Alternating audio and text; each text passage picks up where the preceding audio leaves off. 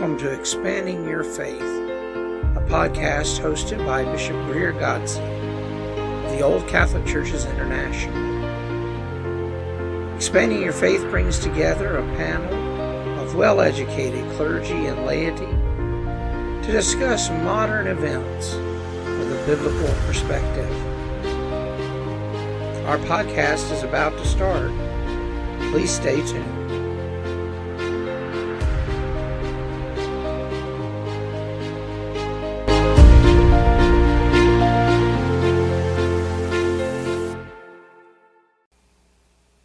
Hello everyone, and welcome to this edition of Expanding Your Faith. I'm Bishop Greer, and joining me this evening is Reverend Marc. Greetings, everyone. And our producer, Bishop Ben. Greetings to everybody. And tonight we're going to talk about peace, true peace.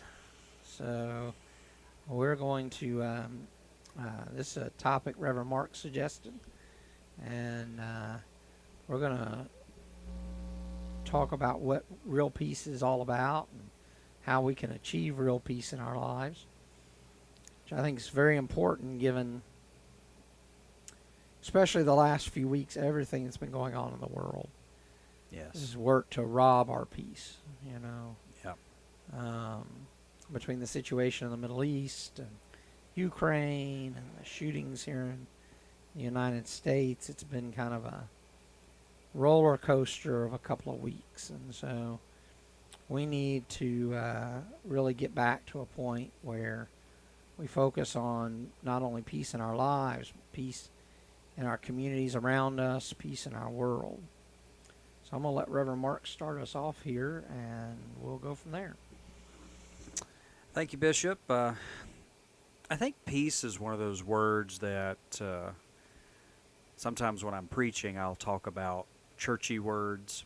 And I think it's one of those, not necessarily a churchy word, but obviously a word that we use often in church. And I think for some people it's a lofty goal. You know, Sure. It's a word that, that would be wonderful, but I'll never obtain that. Right. I think for some people it's obviously a misunderstood word. For some people it's somewhat of a reality, where you reflect and say, well, at one time I was at peace about something. Sure. And then some people, I think it's a word that makes them feel good, but they have no idea how to get there. Peace is, to me, it is one of those foundational truths that Jesus came to let everyone know that God desires that to be in your life, no matter who you are, where you are. Right. It is a desire from on high, in my opinion, and from what we see through prophecies of Christ's birth, and we see Isaiah speak a lot about peace and how God will bring peace. Of course, Paul talked a lot about perfect peace, and but to me, it's one of those things that a lot of people really just don't ever know or realize that it can be a reality in your life. And when peace, I was telling Bishop before we went live, I said, people think peace is just, quiet. Well, sometimes we need quiet, and that is a good thing, but peace is not necessarily quiet, because there's been times where I've had quiet and my spirit, my soul is conflicted and in turmoil.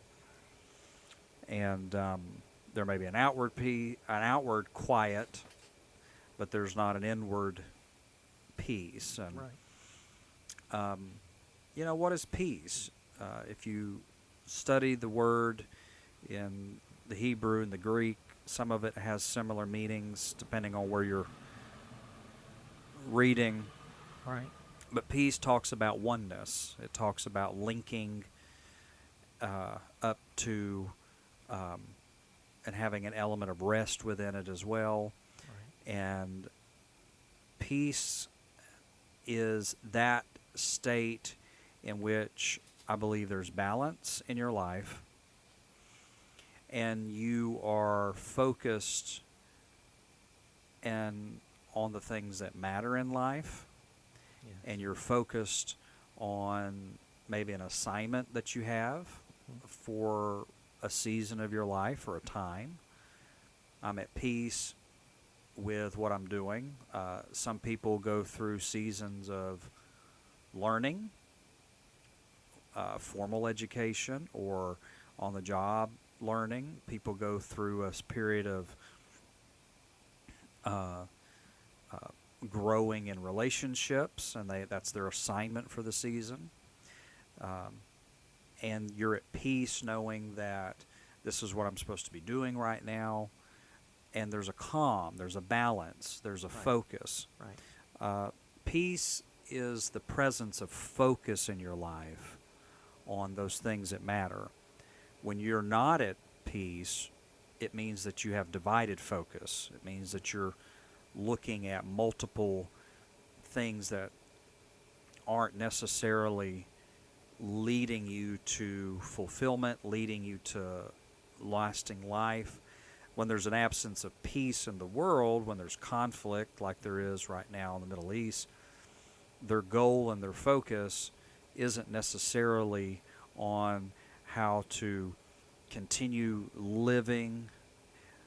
There's no harmony, so their focus is not on that harmony. There's a destruction mindset of, let's eliminate, everybody else, other people's opinions, and instead of focusing on, bringing life to a coexisting into a balance. Right. And so we find that, when Scripture uses that term perfect peace, the word perfect is a little misleading when it's translated, but it just simply means maturing, Right. growing, that we will be kept in that growing peace. In other words, it's an understanding that peace is working outward from your heart, from your spirit, from God, and it's starting to affect all avenues of life. Right. In relationships and at work. Sometimes people can live in peace at home, but troubled at work. And so perfect peace starts affecting every other area of your life in the same way that discontentment does, depression does. It starts small and then it works its way out. Sure. Peace works very much in the same way, but in the realm of good and positive. And so when you're, in my opinion, and from studying and looking at what we are here to do, it's all about that focus on the things that are leading to life. Sure. Those things that matter. Those things that fulfill inside of me my assignments, my calling, and then the purpose in which God places me here in the earth. All those things, when those things start working in harmony and you start reaching for those, you start being settled, going, I'm doing what I'm supposed to be doing. Right. And the world can fall around you, but it's like I can take deep breaths. I can know that when I accomplish something, it may not be grandiose. It may not be to the degree that other people do it, but it's what I was supposed to do. Right. And that's where to me, that's where joy and happiness begins to well inside of you, is when you allow. It really starts with peace. Sure. I really believe that we talk about peace and hope, and our joy and hope and love in during the season of Advent, Yes. and peace, of course, being a part of it. But joy and happiness really come out of allowing ourselves to fall into that godly and divine peace that Christ taught is available to us in our lives. Sure. I like the kind of the Buddhist philosophy on peace. You know, Buddhism, some of the other Eastern religions have kind of kept some of the what would be monastic traditions later in Christianity kind of alive. Even when monasticism kind of began to turn away from those things. But the idea that peace is not the absence of suffering, it's not the absence of adversity, it's not the absence of all these things around you, but rather peace comes out of how you respond as an individual to those things that are going on around you. So, you know, people seem to think that in order to have peace, everything in life has to be going exactly right. No. You know, Yeah. that there's no adversity, there's no struggle, there's no suffering, that peace only comes in those moments. And Buddhism and some of the other Eastern religions teach us that those things can still be going on around us. But peace comes in how we perceive, how we take those things in, how we deal with those things on a daily basis. And so it's like a lot of, speaking with many of my Buddhist friends, like the young Buddhist who comes and goes, I've been trying and trying and trying to meditate, but all these thoughts just keep coming in my head. I just can't meditate. And, I need to get rid of those thoughts in order to meditate.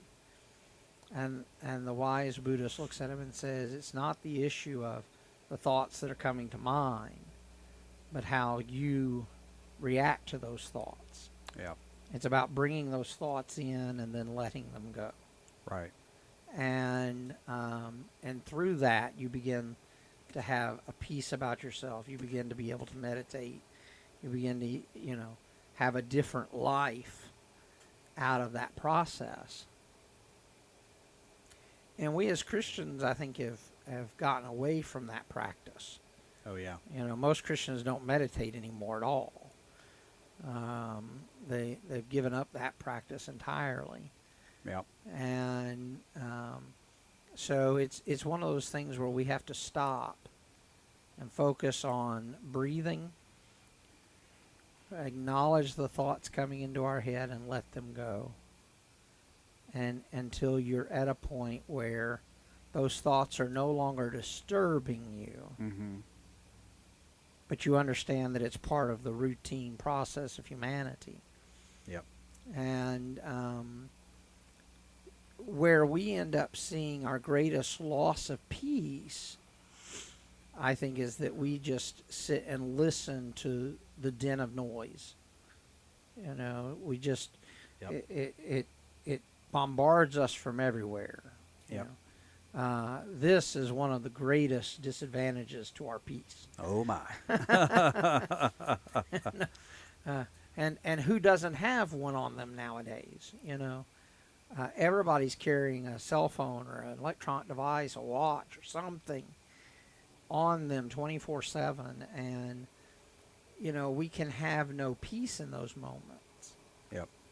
And for years, as a pastor, this sat on my bedside table on, with the notifications on and everything. So in the middle of the night, if somebody needed to get a hold of me, I could respond. And one of my bishops said to me one time, he says, how do you survive having all of that bombardment 24/7? And I said, I don't. It drives me nuts. you know. And it ultimately leads to you having a mental breakdown or you having mental health issues because you're constantly waiting for that next ping, for that next text, for that next phone call. And so I had to learn to shut this off at night.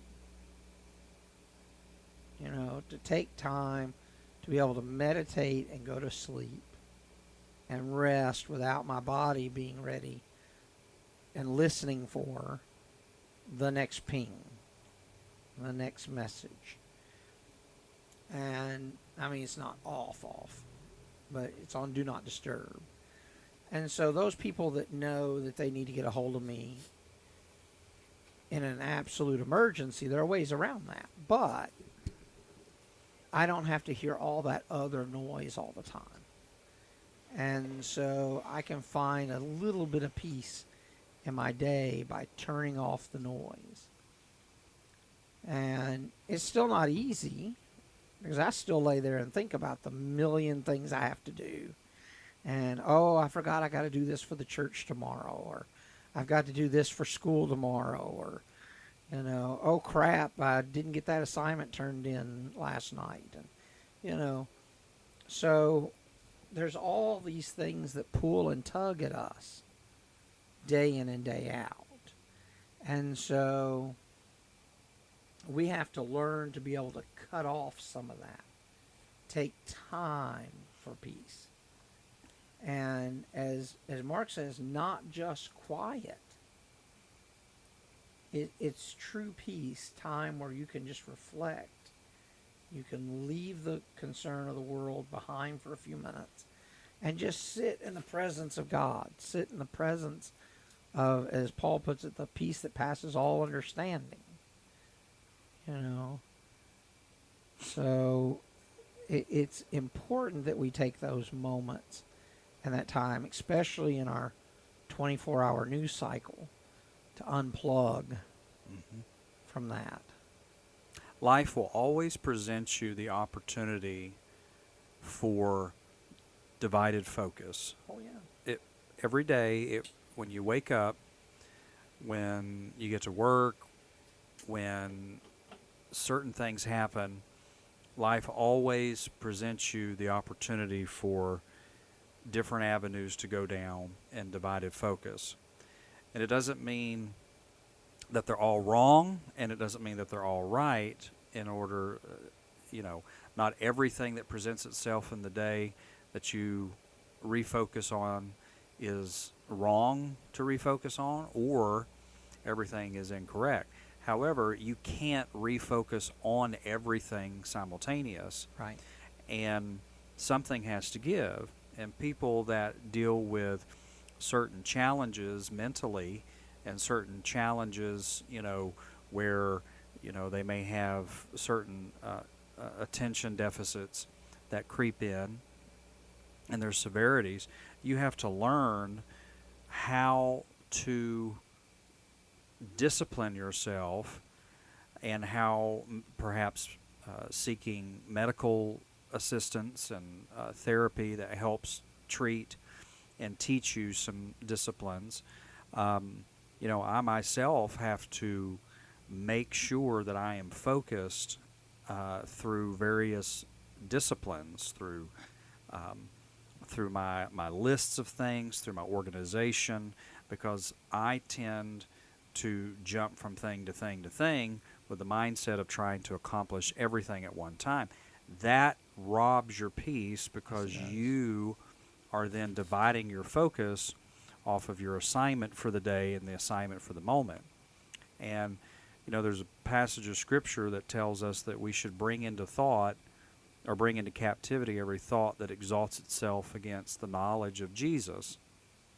What's part of knowing Christ, what's part of Jesus' assignment in the earth, what's part of what Christ did, and that is to bring us peace. He said, "My peace I leave with you, not as the world gives, but I leave my peace from on high with you."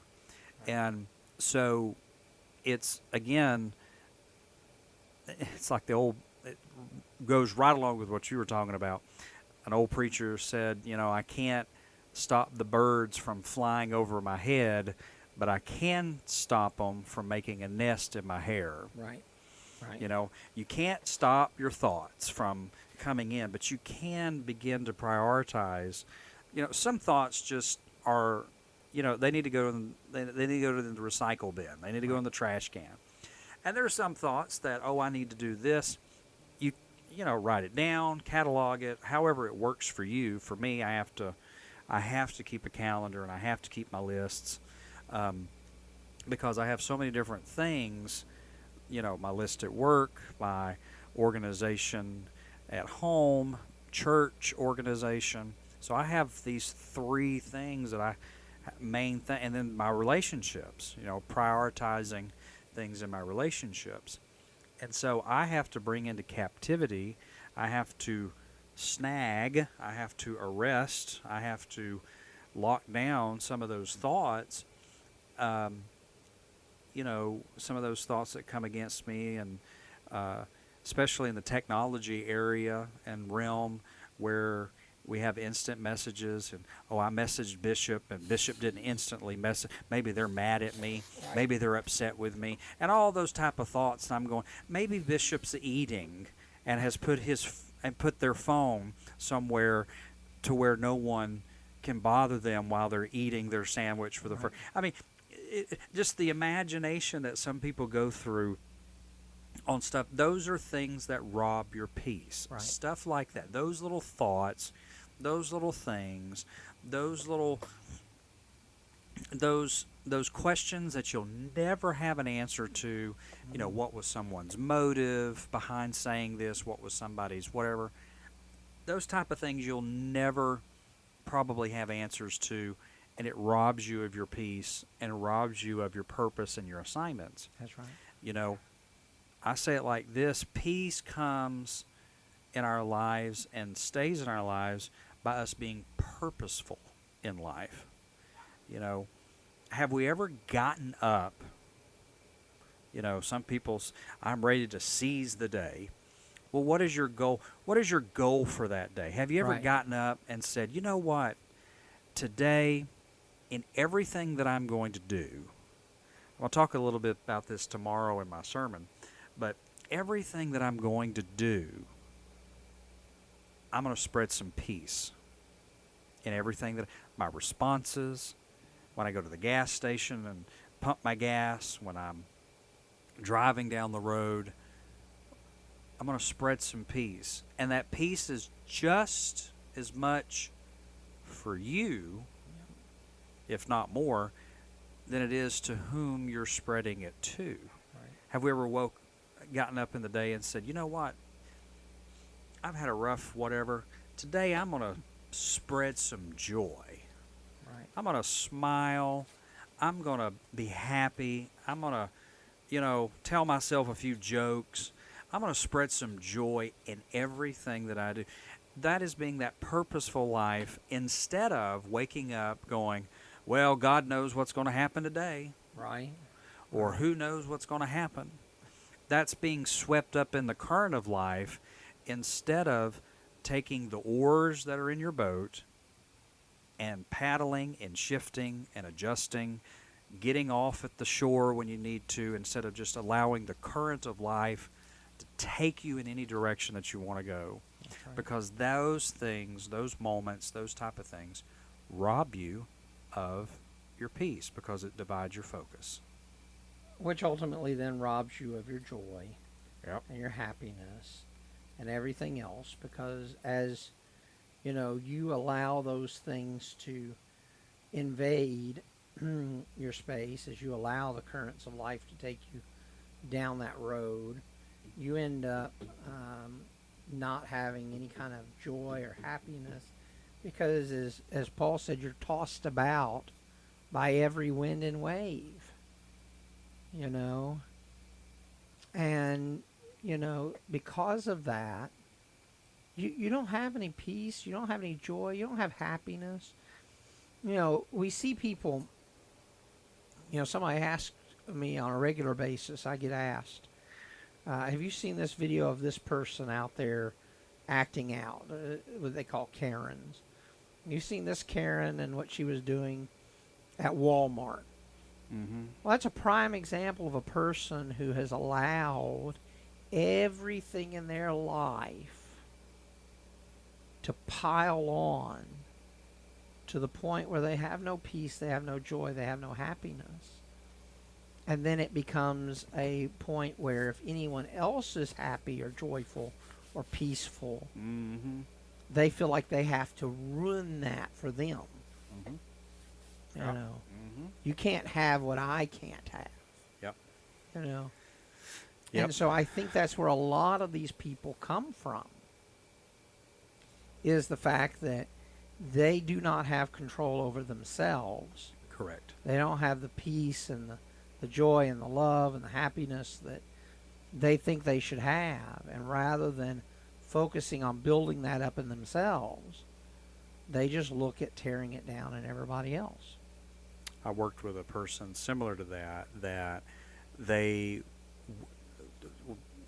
things would be going really smooth in the office realm. Things would be going really smooth with all the workers, and this person thrives in drama, they love to gossip. I mean, love to gossip. They'll never confront somebody over an issue. They'll run around and gossip about them and talk about them to everybody else. Of course. And one day, and I got to where I when I realized that that's all this person would do, I started backing off how much interaction. Kept it professional, but I would back off my interaction with them. And one day they attempted to they were like, "Have you noticed something's just off about this person over here, a coworker? Have the gossiper was, have you just I just can't." And this is how you know these people thrive in chaos, in the adrenaline of spreading gossip, the adrenaline of creating disharmony, because their life is that way. They'll use phrases like this: "I just can't put my finger on it, but something's just off." Right. And so their suspicion leads them into all of these little rabbit trails and these little bunny trails that they go down, all these scenarios they come, and so they sit for hours, cumulative through a week, talking about things that they have no facts, they're just living in theories, Right. and they're on that adrenaline, and they're trying to, and so you're planting that in somebody else, Right. and you're trying to divide their focus. And when we give over into that, when we start listening to that, it's one thing to say, this person's going through a difficult time. I think their parents are ill, so maybe that's why. It's one thing to quote facts, Right. and be concerned about somebody. It's another thing to be sitting there, "I can't put my finger on it," and then you start developing these type of scenarios. That is the opportunity in life. Those are the opportunities in life where our focus can become divided, and things like that bleed our peace, because then we start going, "Oh, well, I wonder too. I mean, I just and that person may not have. There might be not a thing wrong with that person. That's right. They might be quiet that morning because they ain't had their coffee. And you're over here starting these crazy theories about somebody because they were quiet that morning." Right. You're going, those type of things in our lives, when we're presented them, those are the moments that we either yield our peace over to dividing our focus from our assignments today to some crazy, stupid theory that doesn't lead to anything, Right. instead of going, well, maybe they're just having an off day and moving on. Right. Or well, maybe we should be nicer to them. Maybe they're going through something we don't know about. Right. And then moving on. If we could end conversations like that, if we could stop those type of scenarios in life that people present us, our peace would be so potent that when we go and we are around other people, they just sense it on us. They feel it. And we would find ourselves able to go to bed at night instead of thinking of some of these random, stupid things that get presented to us in the day. Right. And so those are the things that disrupt and keep us either from obtaining peace or they bleed our peace. Right. And you just have to, you don't have to be rude to people when they present you those moments. You can just back off and say those type of conversation. Trust me, when you throw those type of conversation ending thing, well, maybe they're just going through a good, let's be nicer to them today, and then end it and walk away. Those people, they're like, because it disrupts their high, their adrenaline of their gossip.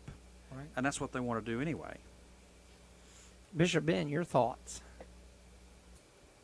Well, like Reverend Mark was saying, about having peace in your heart and peace in your life. It's like me, when I'm finding that I'm struggling through the day, I like to go and find a quiet place, a quiet room, or maybe a chapel. If you're at the hospital, find the chapel, go in the chapel, recollect my thoughts, and just regather myself. Because if I don't have the inner peace, I let my mind go away with me, I'll never get anything accomplished. Because I'll have my thoughts running through my head all the time. And like Reverend Mark says, and you even said it, it's about how you control your thoughts that's most important. But also too, you have to emulate peace, because if you don't have peace, you can't give love. You can't show positivity, because your mind is going a million miles a minute, going, how fast can I go, and not have the peace. So it is important, And I was gonna say, ask you all a question to aim both of you all. If you all were talking to a new seminarian, and the new seminarian came up to you and said, "Pastor, how do I teach somebody to find peace?" What would you all say? Well, that's a good question. It's hard to teach someone to find peace because it's an internal process. But I think that I would start by encouraging them to do mindfulness exercises where they sit and take notice of just their breathing. Just sit there and just focus on your breathing. If a thought comes in your mind, acknowledge it, move it on, and continue focusing on your breathing. Return to focusing on your breathing. That's not an easy task, okay? Because the first time you do it, I know because, so I got to tell a story in order for y'all to kind of understand what I'm talking about. So I was working at the hospital, local hospital, in the MICU for COVID back in 2020. And in the first week of August in 2020, I had a mental breakdown. And one of the chaplains up there, I tried to self-manage it through most of August. And I ended up finally on medication and stuff and had to take a sabbatical from the hospital. I eventually told them I wouldn't be back because I just couldn't handle the constant stress of all the death and all of the issues. But one of the chaplains, who's a Buddhist and also a psychologist, worked hard with me to try to cope with and deal with this anxiety and depression and PTSD and everything else. And so his first thing was, to restore inner peace, you need to meditate. I never meditated before in my life. I mean, I had studied Buddhism, I had studied world religions and everything, and their mindfulness techniques and their meditation techniques, but I'd never tried it for myself. And so he says you need to sit down and start by just focusing on your breathing. Breathe in, breathe out. Breathe in, breathe out. And just concentrate on your breath coming into your body, going out of your body. You have a thought that comes into your mind, acknowledge it and let it go. and focus again on your breathing. Okay, that sounds simple, right? Mm-hmm. It's really easy. So I sat there, I got comfortable in a chair. Breathe in, breathe out. A million thoughts suddenly hit you. Yep. So I'm like, okay, acknowledge the thought and move on. Acknowledge the thought and move on. Acknowledge the You're going through all these, because everything will bombard you at once in that moment. Yep. When you first start mindfulness techniques, every possible thought will suddenly come to mind. Yep. Because you're trying not to focus on the thoughts. Yep. So all of them come rushing in. So I take another breath, and I would let it out. And then a million more thoughts have invaded my head. Right. And so I just gave up after about 10 minutes. And I told him, I said, I just can't do this. I just can't. There's too many thoughts. And he says, 10 minutes a day, just take time to do that. He says, you will begin to notice fewer and fewer thoughts coming to mind as you do that. Yep. And he says, then you can go 20 minutes and 30 minutes and 40 minutes. Yep. He says, it's not going to be you sit down, you meditate for 6 hours the first time you do it. Correct.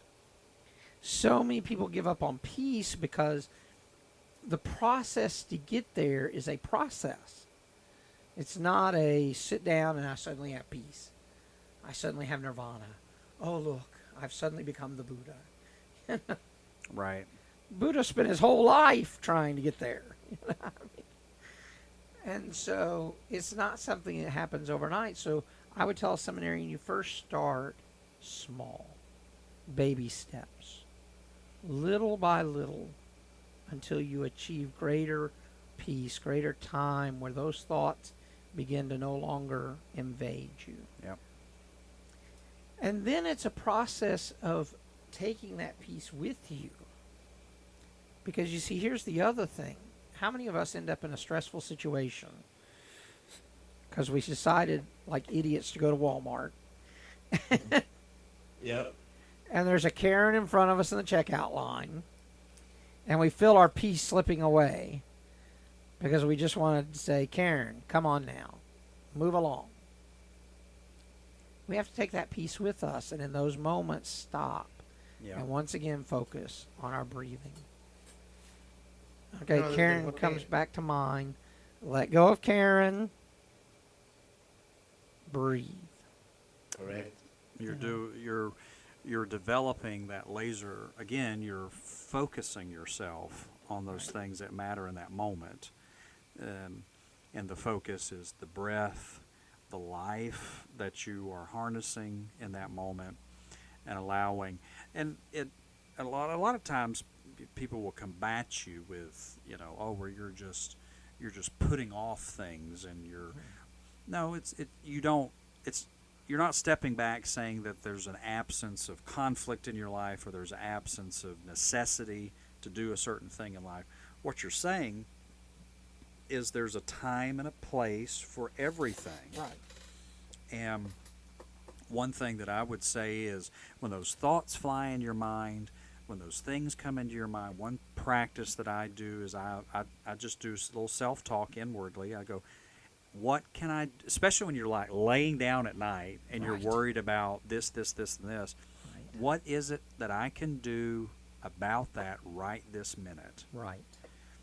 And when you're in a situation to where, it's at night, there's nothing you can do, the answer is nothing. And so I dwell on I'm doing what I can do right now. I need rest.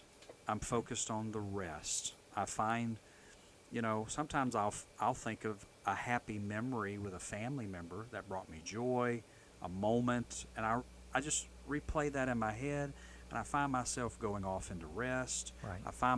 And I do a little inward. What can I do to solve that problem right this second? 99% of the time, it's nothing. Right. Okay, and yes, you have to prioritize life. You have to do certain things in life. The other day, Sunday the Sunday a week ago was my birthday, Right. and so I got up. I had a great day. Go to church. Everything was wonderful. I go out to my car, and I realize somebody has clipped the back of my car, and it happened the night before. Had to have happened the night before. Because if you don't know me, I am very observant about my car. My car is something that's important to me. I like my car. So I knew it happened the night before. And I was sitting there and I was going, now ordinarily it would send me into the roof. Right. Okay? I felt my disappointment going, ugh. And then all the things started coming to my mind. Oh, I got to do this, I got to do that. And I'm going, what can I do about that right now? Right. Nothing.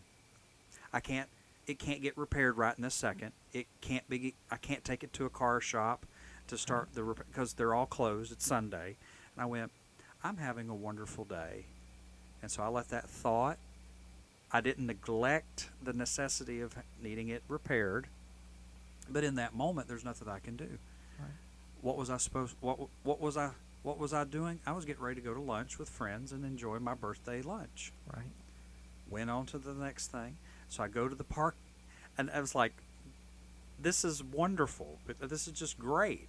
I go to the parking lot, and I see this packed parking lot where we were going to go to have lunch. Packed parking lot, and this is how you keep your peace. These moments, just right, what I'm getting ready to share with you. I drive into the parking lot, and I see this guy walking out to his car. He's got his to-go box because it says to go. We're going to the Olive Garden. So I was, let me get in line so when he pulls out his car, because the parking lot was full, I can get this parking spot. It's like, we're going to get a parking spot.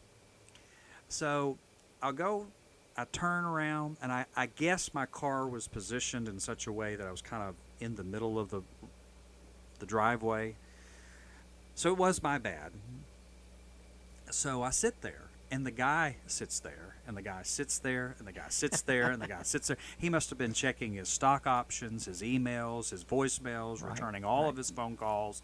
I mean, he's just sitting in the car, and I'm like, okay. And then I notice this car comes flying up behind me, and I'm thinking, surely the guy's going to pull out any second now. Any second now. Well, the next thing I know, the guy behind me pulls around to my right, pulls around me, has his window down.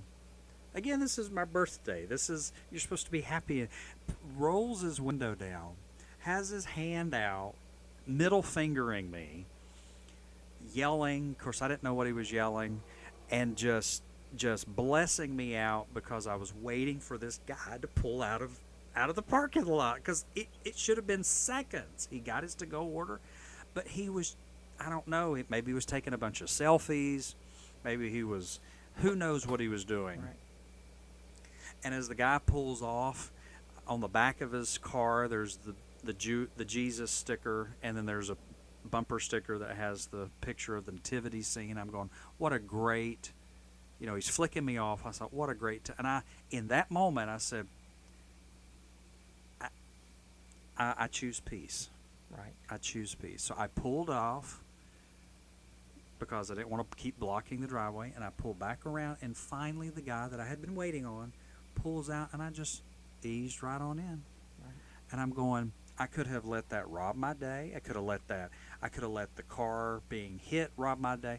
But you choose, what can you do? I can't control that person flicking me off. I can't control the person who's taking 100 selfies in their car and they should have pulled out 15 minutes ago. Right. I can't control any of that. What I can control is allowing my peace to rule in my heart and to say, I can't do anything about that. People are going to do what they want to. Right.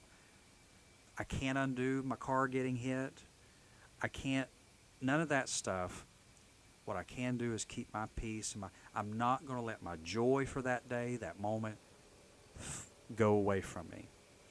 And again, it's focusing on those things that matter in your life. One of the things that I would add to what Bishop says or said just a moment ago is excellent starting place for people that are looking to first figure out how to get that peace. We did a whole series on this at our church where I talked about identifying your call in your life, your assignment that you're in. Assignments change with your seasons. Your call doesn't change. Your purpose, why God placed you here on this earth, and that is to be the living witness of the divine, to spread peace in the world, to spread joy, to spread love. That's our purpose here. Our call is specific to us, and our assignments add to those things throughout life.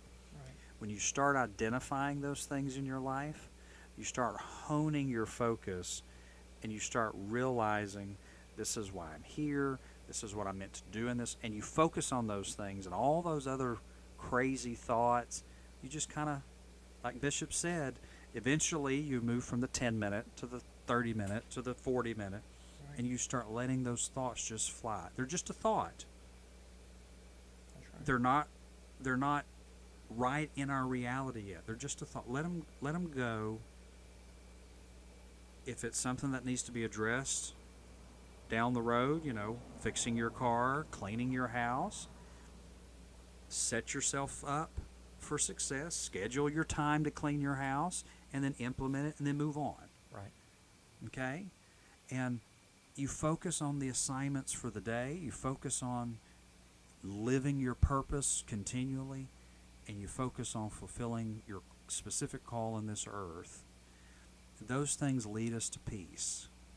But I like that one of the great ways to start is that simple process, Right. focusing on the life, the breath, and start practicing it one small step at a time. Right. You may not be able to run with that peace yet.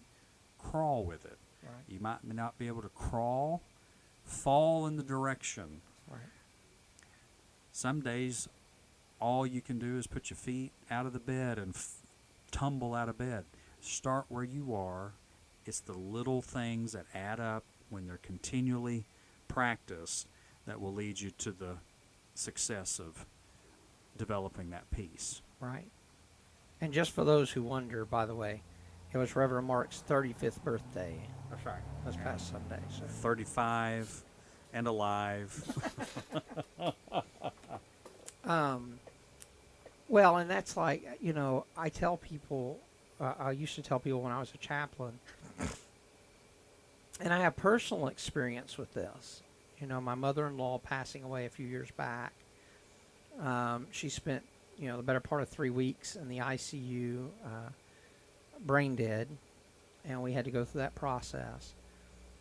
And, people would be in the hospital waiting to see their loved one and stuff, wanting to spend every moment at the hospital. And I say, you have to go home. You have to go home and rest.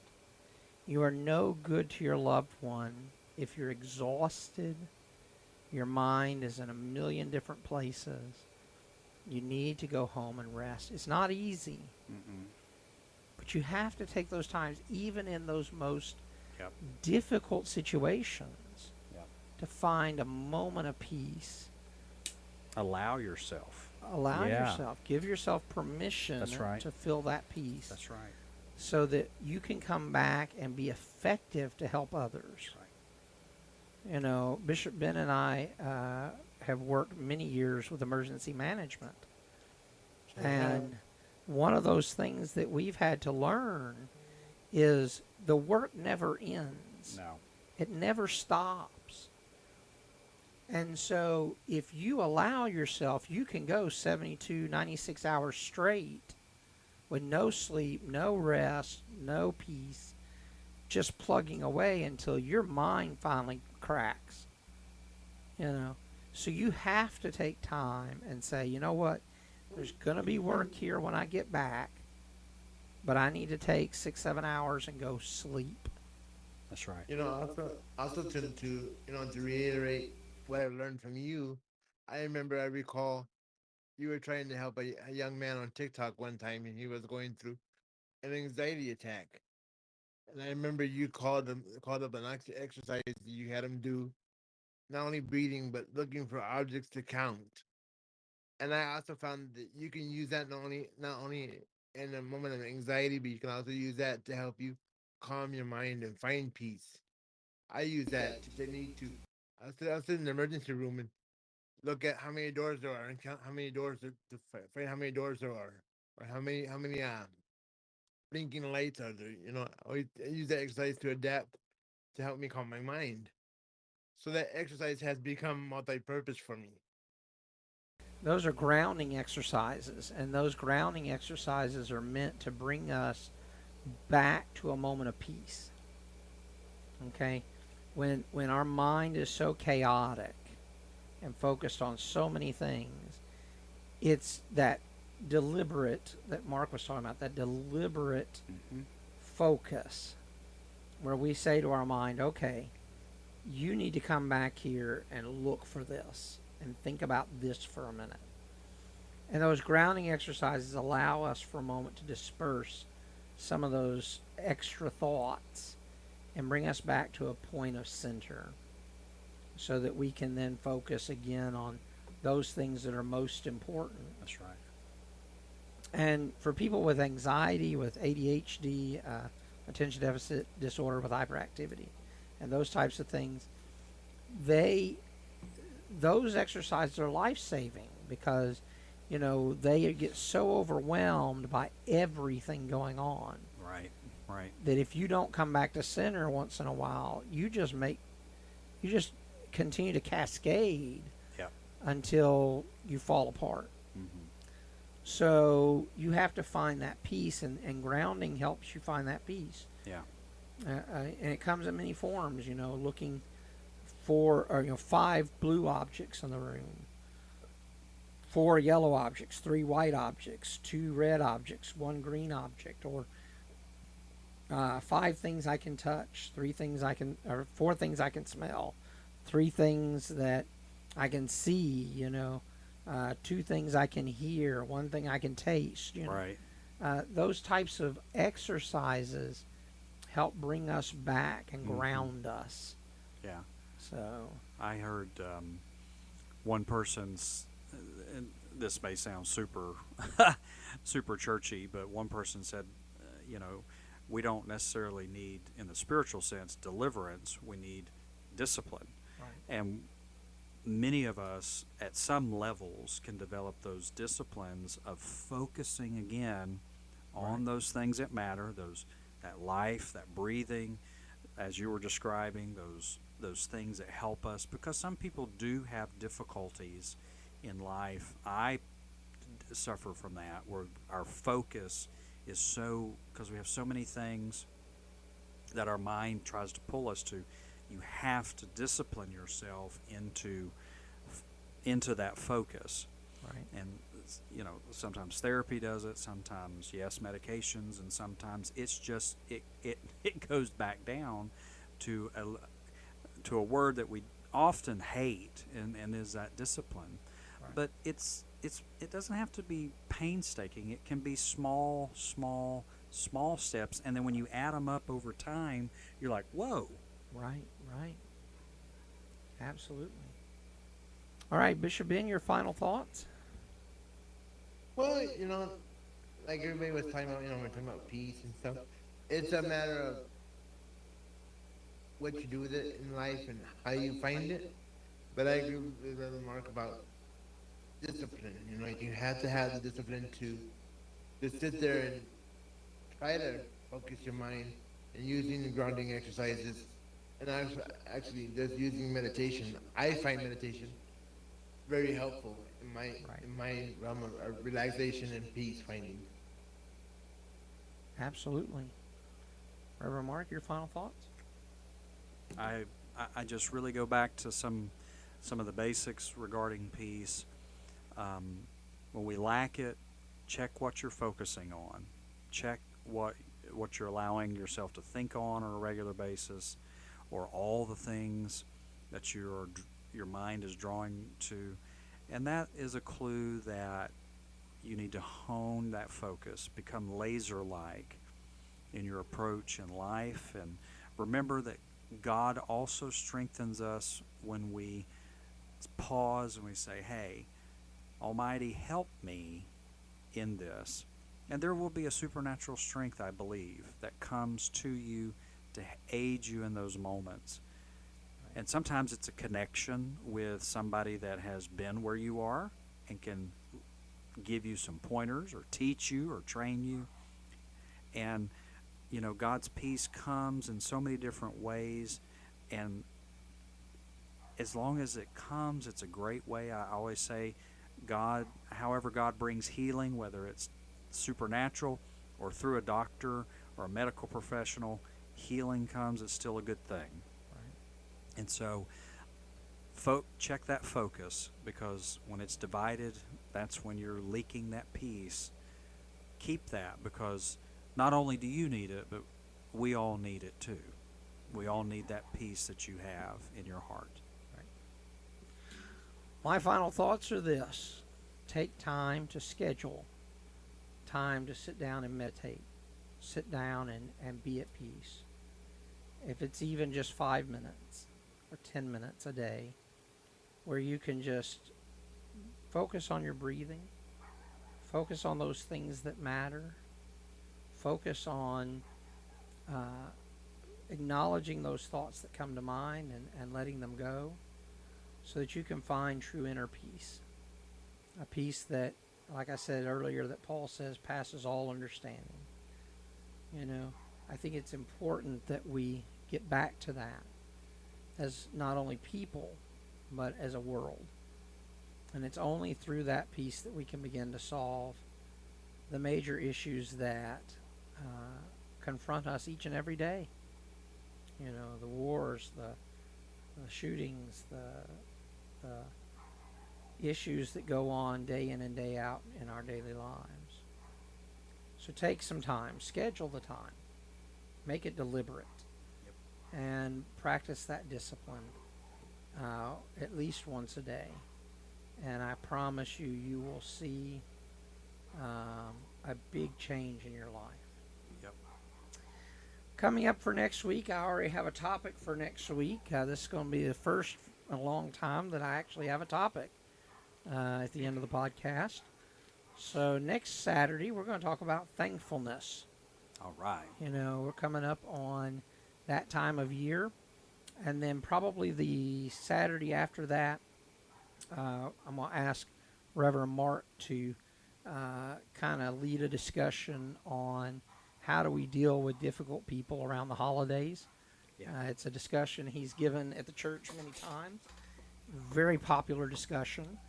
And I think that it's something we all really need to hear as we come up on Thanksgiving and Christmas with family and friends. How to deal with those difficult conversations around that time of the year.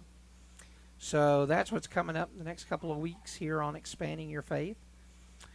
I want to thank our studio audience for being here and giving their thoughts and questions and comments tonight. Our wonderful producer, Bishop Ben, for all of his hard work, keeping us on schedule. Thank you, Ben. Yes, thank you much. And, of course, as always, Reverend Marc, for being here and being part of this podcast. Thank you for being here, Bishop, and leading us. Absolutely. I enjoy it. So until next week, I hope that you all will keep shining bright, my friends.